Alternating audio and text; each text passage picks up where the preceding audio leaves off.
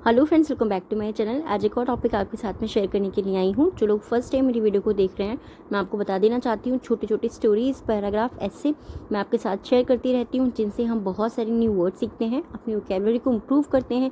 साथ ही जो भी ग्रामर दी जाती है, मैं कोशिश करती हूँ कि ईजी वे में आपको एक्सप्लेन कर सकूँ। सो येस, आज हमारा टॉपिक होने वाला है इलेक्शन के ऊपर। इलेक्शन का मतलब होता है चुनाव। इसके ऊपर जो आजकल हो ही रहे हैं, और इसमें जितने भी आपको वर्ड्स देखने को मिलेंगे ना, एक चीज़ बहुत अच्छी होने वाली है कि आपको इसमें पॉलिटिकल वोकैबुलरी जो है वो सीखने को मिलेगी इस टॉपिक के अंदर, और बहुत ही इंपॉर्टेंट टॉपिक है। तो स्टार्ट करते हैं रीडिंग और देखते हैं क्या है इस टॉपिक के अंदर।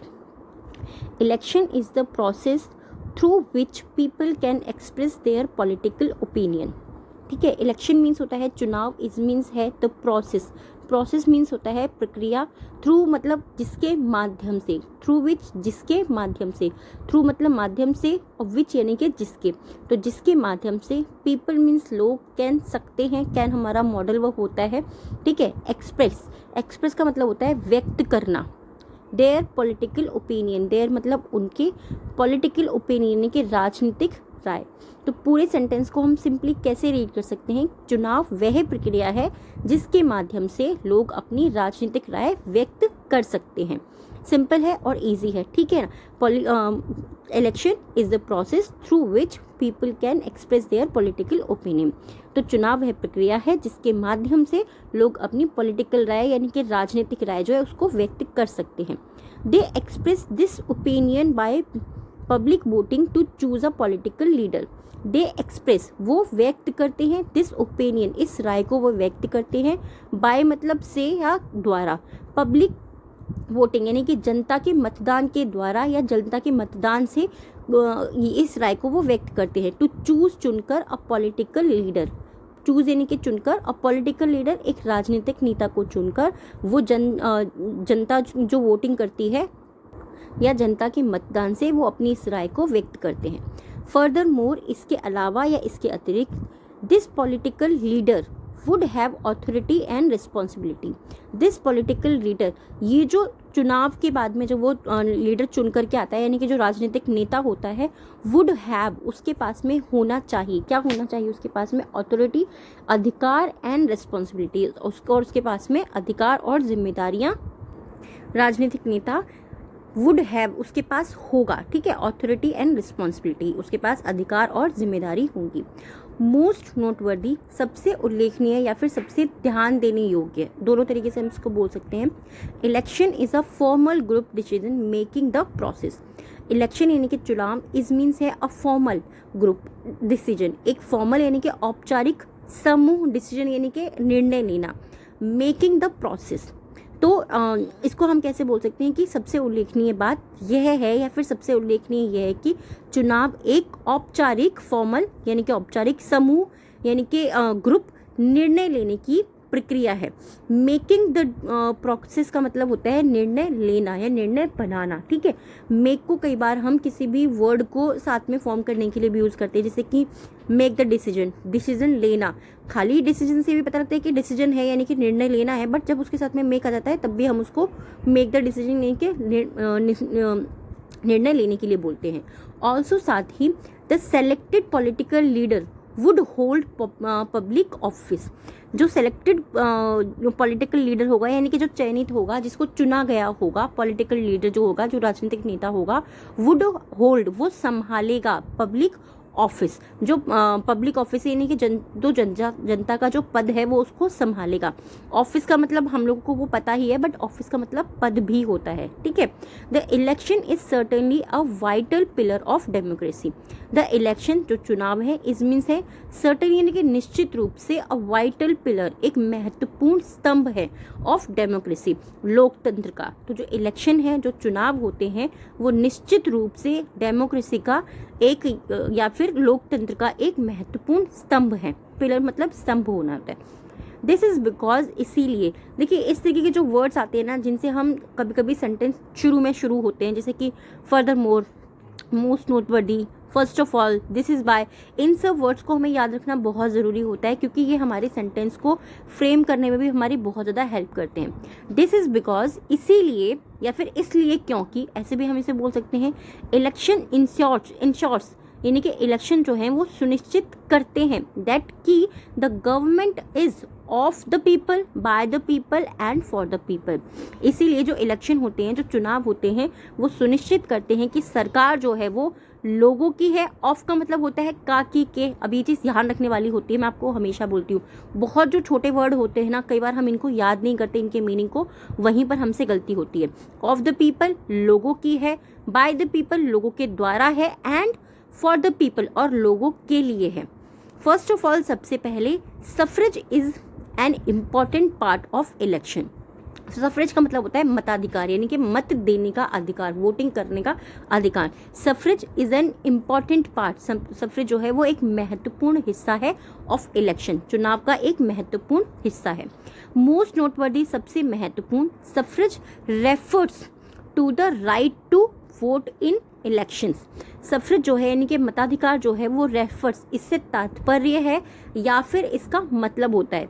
कई बार क्या होता है, कुछ ऐसे वर्ड होते हैं जैसे तात्पर्य है। बहुत सारे ऐसे कमेंट्स मुझे ये भी आते हैं जो पुरानी वीडियोज़ हैं उनके ऊपर कि मैम तात्पर्य का मतलब क्या होता है। तो देखिए सिंपली क्या है, उस वर्ड को हमें समझना है, रटना नहीं होता है। तो रेफर्स का मतलब होता है तात्पर्य या फिर उससे मतलब है।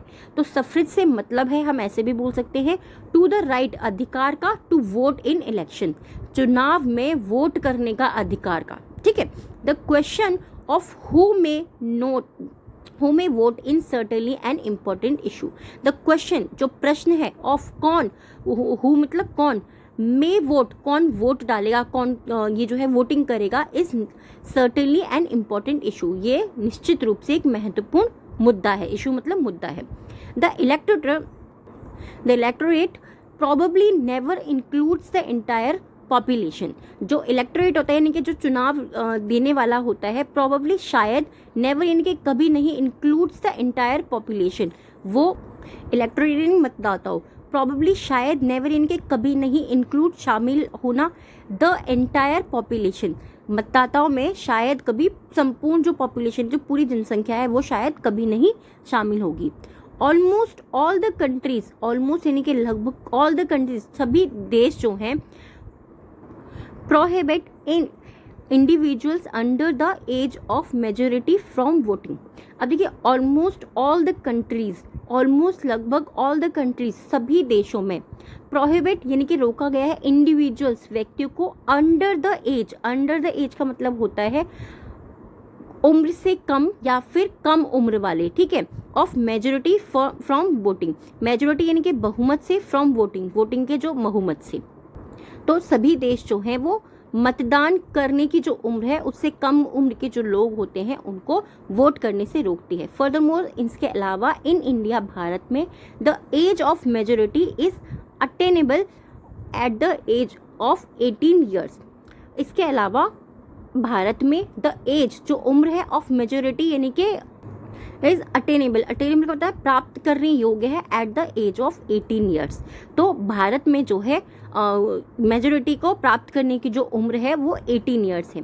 The nomination of a candidate is also an important characteristic of election. The nomination यानी कि नामांकन ऑफ अ कैंडिडेट, एक उम्मीदवार का नामांकन, इज ऑल्सो एक, वह भी है, एन इम्पॉर्टेंट कैरेक्टरिस्टिक, एक महत्वपूर्ण विशेषता है ऑफ इलेक्शन, चुनाव का। तो सिंपली चुनाव जो उम्मीदवार है उसका नामांकन भी इलेक्शन यानी कि चुनाव का एक महत्वपूर्ण विशेषता है। कैरेक्टरिस्टिक का मतलब होता है विशेषता। This means to officially suggest someone for election. This means, इसका मतलब होता है टू ऑफिशियली यानी कि आधिकारिक रूप पर, आधिकारिक तौर पर, सजेस्ट का मतलब क्या होता है, सजेस्ट करना, यानी कि समवन फॉर इलेक्शन, किसी को सजेस्ट किया गया है या उसका जो है सुझाव दिया है। ठीक है। तो इसका क्या मतलब होता है कि आधिकारिक तौर पर इलेक्शन के अंदर किसी व्यक्ति को जो है सुझाव दिया गया है। नॉमिनेशन का मतलब ये होता है। Nomination refers to the process of selecting a candidate for election to a public office. Nomination refers, nomination का मतलब होता है या फिर नॉमिनेशन से तात्पर्य होता है टू द प्रोसेस, उस प्रक्रिया से, of election, selecting a candidate, एक कैंडिडेट का चुनाव करने से, फॉर इलेक्शन, इलेक्शन के लिए, to a public office, public office के लिए। फर्दर मोर, इसके अलावा या इसके अतिरिक्त, इंडोर्समेंट्स का मतलब क्या होता है? इंडोर्समेंट्स का मतलब होता है फर्दर मोर, मतलब इसके अलावा इंडोर्समेंट्स यानी कि जो समर्थन होता है, जो वहाँ के लोग होते हैं, जो वहाँ के जैसे किसी पार्टी के जो समर्थन होते हैं, जो इंडोर्समेंट्स होते हैं, यानी कि पैसे को लेकर के समर्थन हो सकता है, कैंडिडेट्स को यानी कि लोगों को लेकर के समर्थन हो सकता है, और भी बहुत सारी चीज़ों को लेकर के समर्थन हो सकता है। और या फिर testimonials are public statements to support a candidate's nomination, या फिर उसका या तो उनका समर्थन और या फिर प्रशंसा पत्र, जो उनका प्रशंसा पत्र होता है। आर मीन्स है पब्लिक स्टेटमेंट, वो पब्लिक का यानी कि जनता का बयान है, टू सपोर्ट समर्थन करने के लिए अ कैंडिडेट्स नॉमिनेशन, एक जो कैंडिडेट होता है, जो उम्मीदवार होता है उसके नॉमिनेशन को, यानी कि उसका जो नामांकन होता है उसके लिए। तो इस पूरे सेंटेंस को हम कैसे रीड कर सकते हैं? सिंपली कि किसी भी उम्मीदवार के नामांकन का समर्थन करने के लिए सार्वजनिक ये बयान हो सकता है, ठीक है, उनका समर्थन करने के लिए पब्लिक बयान हो सकता है। आई होप ये टॉपिक आपको पसंद आया होगा। कैसा लगा है प्लीज़ मुझे कमेंट बॉक्स में ज़रूर बताइएगा।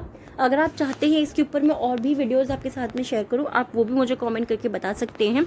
आज के जो 3 वर्ड हैं जिनसे आपको सेंटेंस बनाने हैं, कोशिश करनी बनाने की, फर्स्ट है हमारा टेस्टिमोनियल्स, इसका मतलब होता है प्रशंसा पत्र।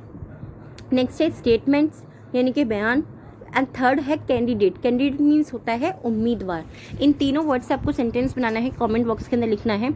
और आज के जो 3 वर्ड है डिक्टेशन के, फर्स्ट है अथॉरिटी, नेक्स्ट है सफ्रेज, एंड थर्ड है कैरेक्टरिस्टिक्स।